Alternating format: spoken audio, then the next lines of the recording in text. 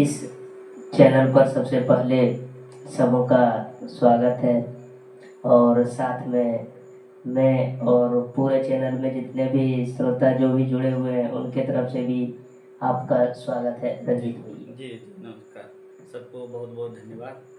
अभी बिहार में जो चुनाव का दौर चल रहा है, इस चुनाव में किस मुद्दे को लेकर अभी और कौन सी पार्टी, जैसे कि कोई भी पार्टी हो लेकिन कोई भी पार्टी का विशेष मुद्दा क्या रहने वाला है?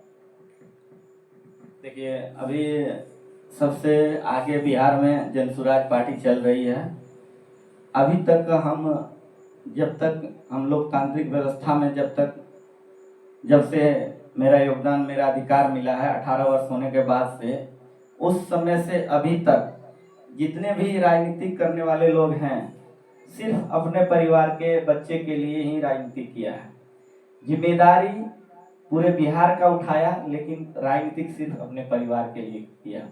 तो अब यहाँ के जो लोग हैं, जो यहाँ के मतदाता हैं, वह जान गए हैं कि यह लोग कहते हैं कि हम आपकी जिम्मेदारी के लिए आए हुए हैं और सिर्फ अपने परिवार के लिए ही राजनीति करते हैं। अब इन लोगों का नहीं चलेगा। उसी के बीच में एक नया जनसुराज पार्टी है जो कहता है कि हम आपके बच्चे को शिक्षा देंगे, आपके बच्चे को रोजगार देंगे, वो भी विश्व स्तरीय शिक्षा और गारंटेड रोजगार। यहाँ की सरकार ने अभी तक जो है शिक्षा के नाम पर लोगों को ठगा है, सिर्फ अपने बच्चे को शिक्षित करने के लिए प्रयास किया है। यहाँ के बच्चे को सर्टिफिकेट देके मजदूरी करने के लिए बिहार से अलग अलग राज्यों में भेज दिया जाता है। इसलिए इस बार पूरे बिहार में जनसुराज की लहर चल रही है। जनसुराज का अर्थ होता है जनता का राज। न मोदी का राज, न लालू का राज, न नीतीश कुमार का राज, न प्रशांत किशोर का राज। इस बार जनता की राज आने वाली है और जनता के राज में ही उनके सपनों का अधिकार हकीकत में बदलने वाला है। चलिए, बहुत बहुत धन्यवाद। तो इस बार का जो चुनाव है वो जनता का सुंदर राज्य होने के लिए, जनता का सुंदर राज्य बनने के लिए जनसुराज पार्टी सबसे आगे अभी लीड कर रही है। तो अगर जनसुराज अभी लीड कर रही है तो ये अभी बता रही है कि जनसुराज शिक्षा के क्षेत्र में या मजदूर के लिए और खास करके गरीब जितने भी मतदाता भाई एवं बहनों हैं उसके बारे में विशेष ध्यान दे रहे हैं। तो ये क्या उनकी शुरुआत जो है सो चुनाव जीतने के बाद होगी या पहले से कुछ कुछ शुरुआत कर दिए है? देखिए, अभी भी प्रशांत जी के यहाँ जनसुराज कार्यालय में एक सभा चल रहा है, जहाँ पर कम से कम चुनाव के पहले 1 लाख युवाओं को कम से कम 10,000 तक का मासिक इनकम का स्रोत बनाया जा रहा है। जो इच्छुक युवा हैं वो इनकम कर रहे हैं और लोग अभी सीख रहे हैं, और यह चुनाव से पूर्व जो है इसको 1 लाख लोगों को 10,000 रुपये की इनकम तक हम लोग जो है पहुंच जाएंगे अपने पास रख कर। और वो 10,000 रुपया जो सो महीना वो अभी से जुगाड़ करवा दे रहे हैं जी। तो किस क्षेत्र में वो जुगाड़ करवा रहे हैं? आखिर में वो करवा क्या रहे हैं बिहार में जो जिनसे युवाओं को 10,000 रुपया मिल पा रही है? अभी पर देखिए, जब नया नया चीज आता है ना, तो सोशल मीडिया एक बड़ा प्लेटफॉर्म है जहाँ पर आप अपनी क्षेत्र की समस्याओं को लोगों को बताएं। इससे 2 फायदे हो रहे हैं।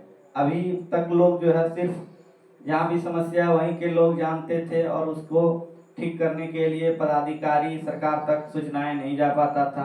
तो सोशल मीडिया के माध्यम से, यूट्यूब चैनल के माध्यम से, फेसबुक से वह जो है रिपोर्टिंग करता है, उसको प्रोत्साहित करता है, उसका व्यू चलता है और उस वह व्यक्ति जो है चैनल के माध्यम से अपने आप को आज़ाद रखते हुए इनकम कर रहे हैं।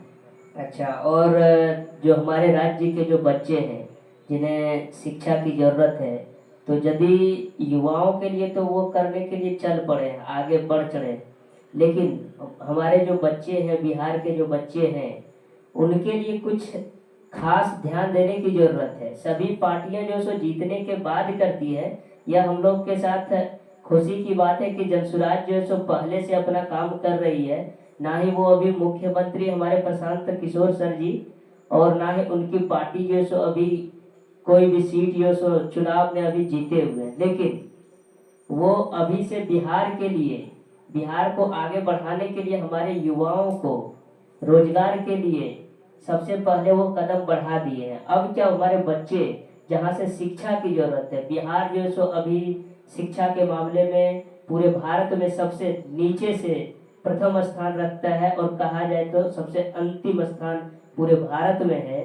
तो सबसे पहली जरूरत है कि शिक्षा को आगे बढ़ाने के लिए तो बच्चों के लिए भी कुछ ऐसा चीज होना चाहिए जो आप प्रशांत सर को मैसेज करें कि हाँ अब चुनाव से पहले जो है सो बच्चों के लिए इस तरह की कुछ व्यवस्था कर दी जानी चाहिए। देखिए, इसीलिए है ना कि हम लोग अपने लोग के पास संसाधन कहाँ से आएंगे, जब व्यवस्था में जाएंगे तो वही व्यवस्था से जो है किया जाएगा। रास्ते अभी बताए जा रहे हैं कि आपको किस रास्ते से आपको विश्व स्तरीय शिक्षा मिलेगा।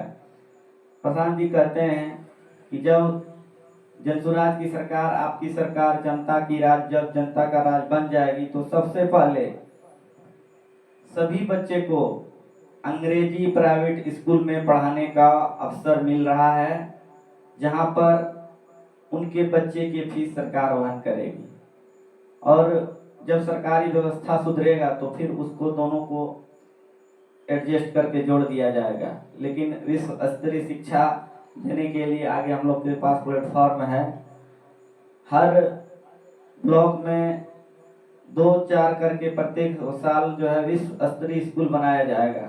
जिस तरह नेत्राहाट विद्यालय चलता है झारखंड में, बिहार में नवोदय विद्यालय चल रहा है, उसी तरह के तर्ज पर यहाँ भी स्कूल बनाए जाएंगे।